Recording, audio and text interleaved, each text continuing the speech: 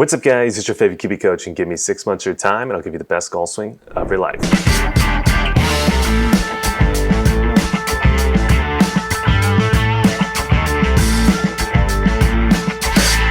So welcome back to the channel. In this particular video, we are going to be reacting to Tiger Woods' How I Play Golf. Specifically, he's going to be talking about the driver, and this is probably some ideas and concepts that you guys have probably never heard before, and it's coming from the greatest golfer ever, in my personal opinion. Some people might say Jack Nicklaus, but I think Tiger's the best. So let's go ahead and jump into this video. I think you guys are really going to enjoy it, and let's go. But before we get into the video, I want to give a quick shout out to our sponsor, and that is Kiwi Golf Japan. If you guys did not know, YouTube does not pay the bills. So if you want to help support this YouTube channel, allow us to continue to make videos for you guys, after this video is over, there will be a link down below.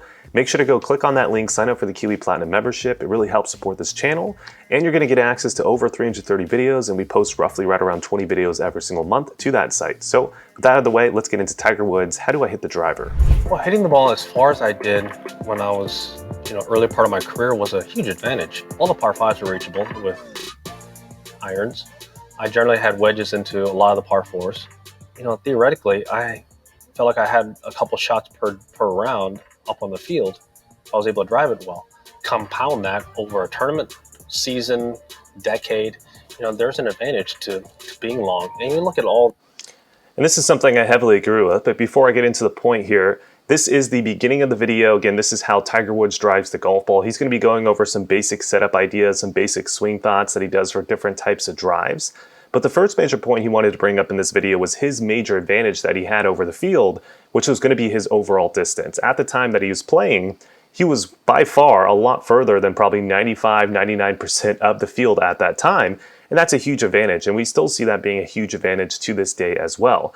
When you take a look at a lot of the players that are within the top when it comes to strokes gained off the tee, they typically are going to be in the top 10 or top 20 of the official world golf rankings as well. There's a huge correlations these days between those. So let's go ahead and take a look real quick. I actually brought that up just so we can see that correlation live here. And let's go take a look at the top 10 to start. This is going to be the official world golf rankings of the 24th of July. So we got Scottie Scheffler, we got Cameron Smith, Rory McIlroy, Patrick Cantlay, Jon Rahm, Xander Schauffele, Justin Thomas, Collin Morikawa, Viktor Hovland, and then Matt Fitzpatrick. So if we go over here to strokes gained off the tee, this is also in 2022. Take a look at some of the top players here. Jon Rahm, right? Rory McIlroy. We got Matt Fitzpatrick. Over here we got Justin Thomas. We got a Patrick Cantlay. We got a Viktor Hovland. I believe Patrick Cantlay, I think, was in the top 10. Maybe not. But the main thing here is you're seeing a strong correlation between people who are one of the better drivers on the PGA Tour or any tour they're playing, and then also the top 10 or top 20 in the official world golf rankings. So what Tiger is saying there absolutely holds true statistically as well as not just his feeling. Now, this does bring up a counterpoint that I do want to bring up, and this happens to be a huge point to a lot of our Japanese pros that we're teaching. A lot of them are always searching to try to get a lot more distance off the tee. So I think it's really important to understand, when can you get the advantage of hitting the golf ball long and when can you not get the advantage? So let me bring you up a classic example we see with a lot of our Japanese pros. Let's say they're averaging right around 275 yards to 280 yards. And let's say right now their fairway accuracy percentage is right around 62% throughout the season. What happens is if you gain around 20 yards, and let's say you're hitting at about 295 yards now, obviously that's a massive gain in distance and potentially could be a massive advantage over the field with that added distance. However, what ends up happening is most of the time when you add 20 yards and you add it through trying to change the swing, typically the accuracy or fairway accuracy percentage goes well down with that. So you might have been 62% when you're hitting at 275. Now you're down around 52%, but you're hitting it 20 yards further. Unfortunately, even though you're hitting it 20 yards further, you're not going to be very high ranked when it comes to strokes gained off the tee, because strokes gained off the tee is not only just distance, it's also kind of the accuracy with that distance as well. So I don't think that in that case you would want to be gaining distance, because it's really not going to be beneficial if you can't gain the distance and also keep the accuracy, because you're only hitting at 275 and your accuracy percentage is only 62% currently. That's not very good to start off, right? Now, if you're hitting at 275 and your fairway accuracy percentage is like almost close to 80%, which would be incredibly high, well then adding on 20 yards, yes, you're going to drop that fairway accuracy percentage, but you might still be averaging closer to like the mid 60s or low 60s when it comes to fairway accuracy percentage. And then from there, you could get pretty good rewards when it comes to getting that type of distance. So I think that's a little bit more of a, little bit more informed decision on whether to get more distance or not. I do agree with Tiger Woods, but I just wanted to add that point because I thought that was pretty beneficial. Let's continue with the video.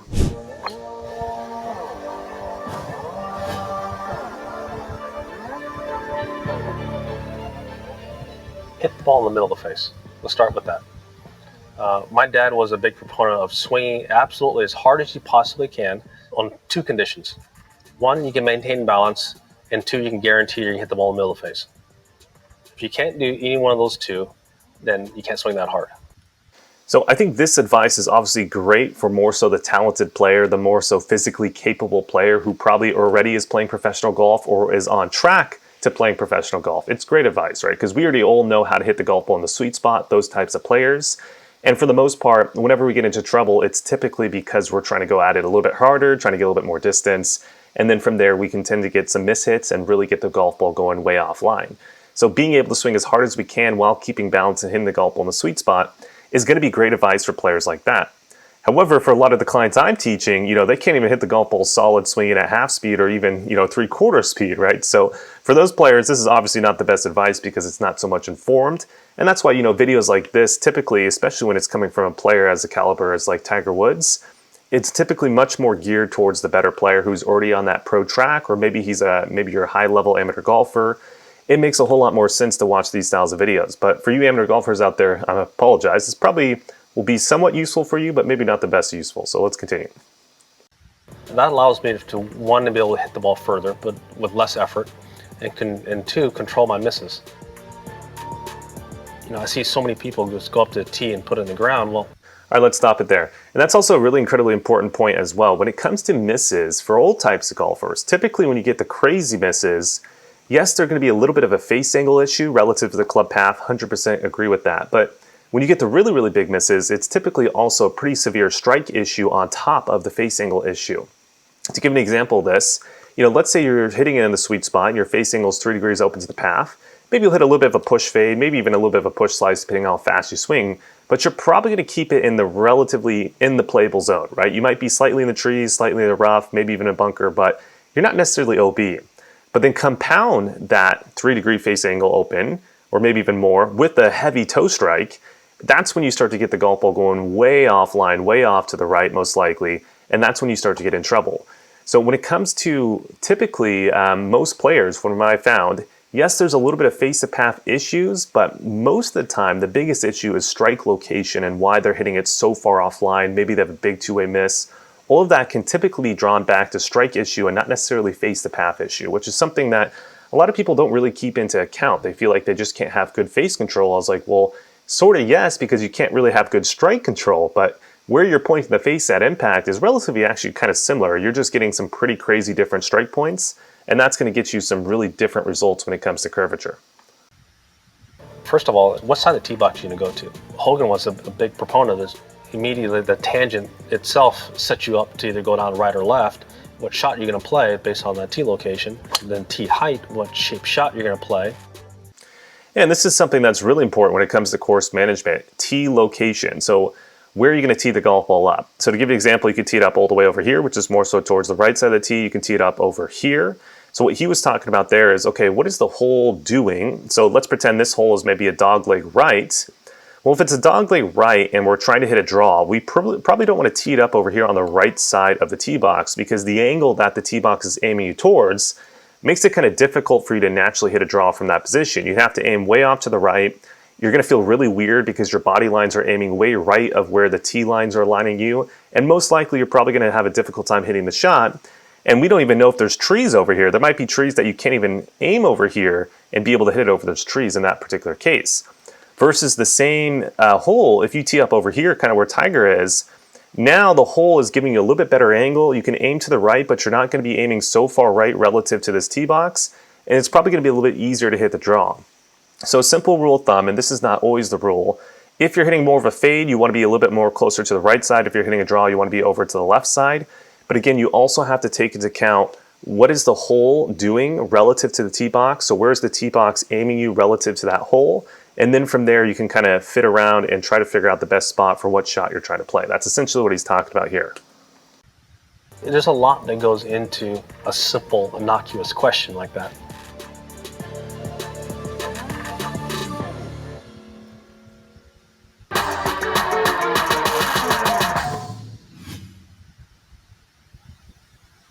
Let's stop it here. So this part of the video, he's going to be going over the 4 drives that he typically hits, and he's going to be going over some basic ideas that he uses to be able to hit those drives. So I think the first one is going to be a draw, I believe. So let's go ahead and jump to that.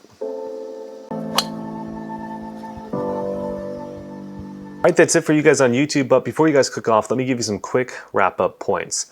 So for the parts that you guys saw on YouTube, I think the most important point was when it comes to driving distance, I think there has to be a blend between how far you're hitting the golf ball and then how accurate you are. Let's say you're hitting the golf ball 320 yards, but you're only averaging right around 40% in fairway accuracy. Even though you're hitting the ball 320 yards, but you're hitting at 40% accuracy, it doesn't make you a good driver of the golf ball. You'd probably rank quite low when it comes to the PGA Tour strokes gained off the tee.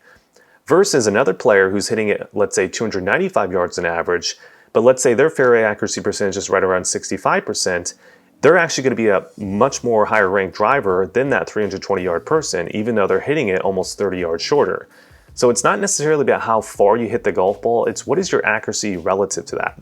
If you're that 320 yard player, but your fairway accuracy percentage is like 55%, even though that's lower than the 63% of the 295, because you're hitting it 30 yards further and your fairway percentage is actually relatively close to that person who's hitting 295, in that case, hitting the ball 320 yards, you would actually probably be ranked higher than the person that hits it 295 yards. So as you can see here, it's all about how far do you hit it and what is your fairway accuracy percentage. If you hit it a whole lot further, obviously your fairway accuracy percentage could be a little bit less, but it can't be way less or else you're still not going to rank within the top. So when you're thinking about hitting the golf ball further, think about it in those lines. What is my fairway accuracy percentage relative to my distance? If I already have a poor fairway accuracy percentage relative to my distance, adding more distance is just going to make me even worse of a driver. It's not going to be helpful. If I have a super high fairway accuracy percentage relative to my distance, then trying to hit the golf ball further would probably be a much smarter role or move for someone like that. So that's a really important point and one of the major take-home points I wanted to give to you guys. Now, if you guys want to watch the full video, it will be on our membership site, so there will be that link down below. Make sure to go sign up for that right now, because if you sign up for it, you'll get access to not only this video, but 330 other videos on the site, and we post 20 new videos every single month to the site. So if you want to join the community, you want to help us out with this YouTube channel, make sure to go check that out. Other than that, like, comment, subscribe, share, all that good stuff, and I'll see you guys in the next video.